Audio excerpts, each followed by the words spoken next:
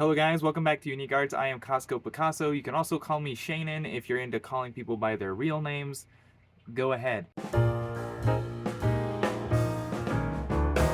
Today we're going to be looking at some American art. It is the 4th of July, and I am an American. I do happen to like my country, so there is that, and so perhaps that's why I feel particular to doing this. Um, I'll give a little bit of historical context to some of these images, and we're not going to look at too many because I don't want this to take too long. And because of that, we're not really going to look past anything past the 19th century. So if you're interested in perhaps me doing more of this and covering more time periods and events and stuff like that, feel free to let me know. But regardless, we're going to look at a few. But before we do that, I need to get into more appropriate attire because, well, it's the 4th of July. So just give me one second. Okay, so I am in my red, white, and blue. There are a lot of countries that used red, white, and blue in their flags, but regardless. So today we're going to start by looking at a painting of the man, the myth, the legend himself, George Washington. This is General George Washington, at least what we're depicting here before he is the first president of the United States. And of course, this is now the picture of him on the $1 bill. Not that the $1 bill has much value these days anyway. But regardless, and this painting is perhaps a bit apocryphal. This is not something that particularly happened, but we can imagine that it happened. We know he was religious and whatnot. But this painting was not executed until 1975 to celebrate the bicentennial by Mr. Arnold Freiberg, who was the son. He was born in Illinois, but his parents were immigrants from Sweden and Norway. Even if you're not a fan of faith, Christianity in particular, but maybe just religion in general these days, which is quite common sentiment. I think it's pretty easy to understand that this was a big deal to a lot of the founding fathers. It's kind of what they used as the foundation for their philosophy in the sense of, all men are created equal. And of course, we get hiccups with that in American history. Lots of things aren't worked out perfectly, and you could still say things aren't perfect, but you still get a pretty exceptional group of people. A lot of people aren't a fan of the idea of American exceptionalism, but I think George Washington is an exceptional character, not in just American history, but also in world history in many ways. He is pretty amazing. And this is just a picture of him to show, well, his faith. This is the prayer at Valley Forge, of course, and we know Valley Forge was known to not have been a fun time. If you've ever experienced a harsh winter in the northern United States, yeah, not usually bueno. Maybe if Valley Forge happened to be in the sun-kissed valleys of Arizona, it would have been a much different story during their winter time. Obviously, that was not part of the United States at the time. So regardless, still, I think a pretty powerful image, and we're going to actually continue on with this man. Despite George Washington being exceptional in United States history, I think something to be argued for is that he's world famous, or should be world famous, I think perhaps more so. There are actually several depictions of him in other countries. Lots of them were gifted by the American government or private citizens to these other places. And one of those statues that has several copies is by Jean-Antoine Houdon, very famous French sculptor from the neoclassical era. He actually sculpted a couple of other founding fathers. I know there's a bust out there of Benjamin Franklin and such. But this statue, there is a version of it in the Capitol Rotunda, but there is also one that was gifted to Paris, although I can't find it. I couldn't discern its whereabouts, but I know we gave one to France in 1912. There's one in Lima, Peru, that has been there since 1922, and there's one in Trafalgar Square in London. That one is actually planted right on top of some soil from Mount Vernon, where George Washington lived. So that's interesting, but regardless, very cool. There are actually many versions of this in the United States as well. LA has one, and there are plenty east of the Mississippi. So highly recommend looking at that, or just studying more about George Washington. I think that it's good for people to be acquainted with the history of their own country. If you're not American and watching this, I guess let me know. I honestly don't know where everyone's from that watches my videos. But even if you have a kind of more national hero, we have a number of those, of course, in our country. Most countries do.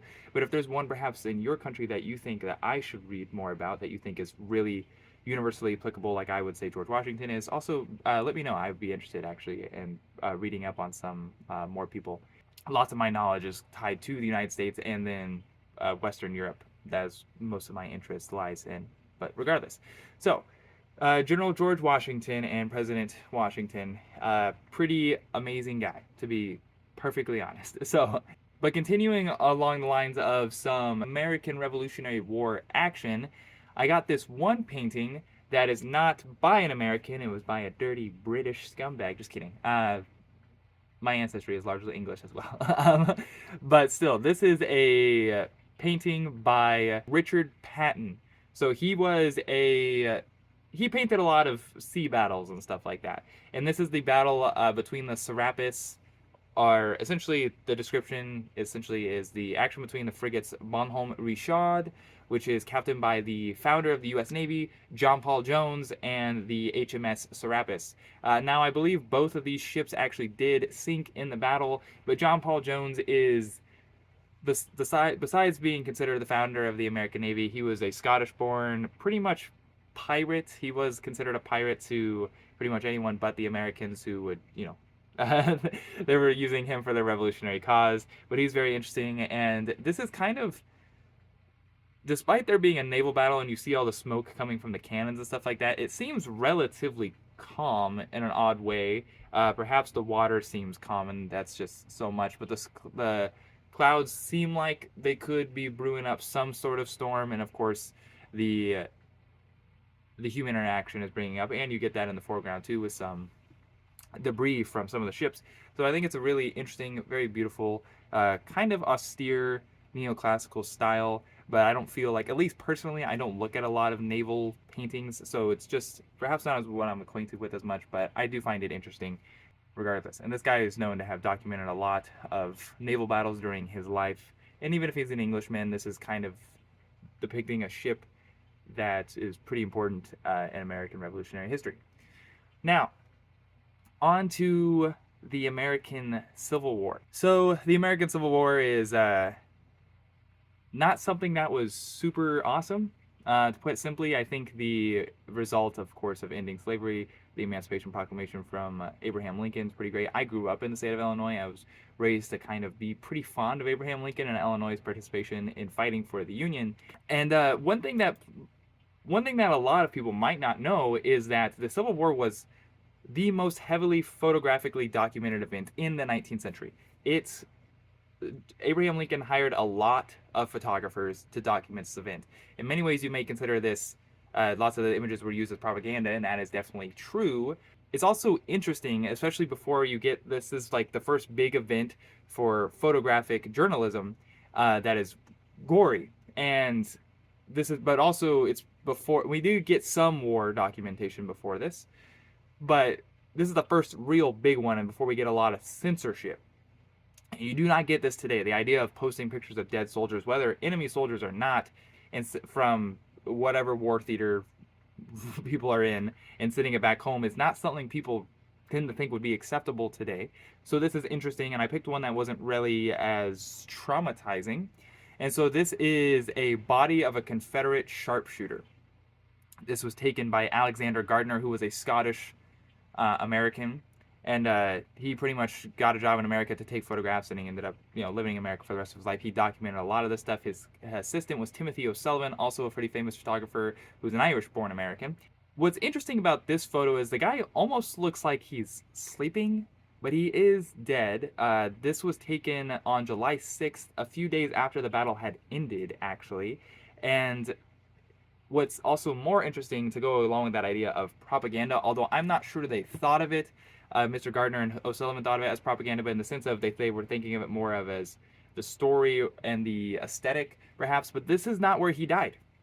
They moved his corpse to about 40 yards to this position because they believed, or at least it seemed believable, that this was his position that he had as a sharpshooter.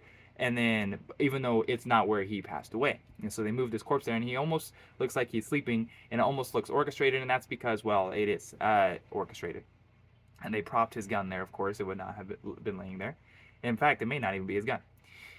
But regardless, pretty interesting, pretty different. This is not stuff we see today. This is not stuff we're used to seeing as the American public. But I hope it's not traumatizing, at the least. Let me know your thoughts, please. And then someone, of course, very heavily tied with the American Civil War is President Abraham Lincoln, pretty famous, strongly considered, along with George Washington, to be perhaps the best president in American history. And he was heavily photographed. I'm not going to show you really a particular photograph. He just know that there was like over 120 photographs of him, and there were a lot of photos of him. But he was not the most photographed American of the 19th century. That title actually belongs to Frederick Douglass. So Frederick Douglass might be the most photographed man of the 19th century in general, but he at least is the most photographed American man, or most photographed American of the 19th century, and we know there are about 160 photos of him. There are a lot. And I found this one. This one actually predates the Civil War. I find it interesting. He was around 29 years old, so he's similar to my age in this photo, and this is from 1847. So he escaped out of slavery when he was 21. So he had still, at this point, at 29, he had lived most of his life in slavery, although not the recent years. And if you're not aware of Frederick Douglass, I also recommend going and reading more about him. Huge, very famous orator and writer and American abolitionist. Of course, thinking, when we say that, generally it kind of means the abolition of the slavery in the United States, practice of slavery. But very famous, very much worth reading up on.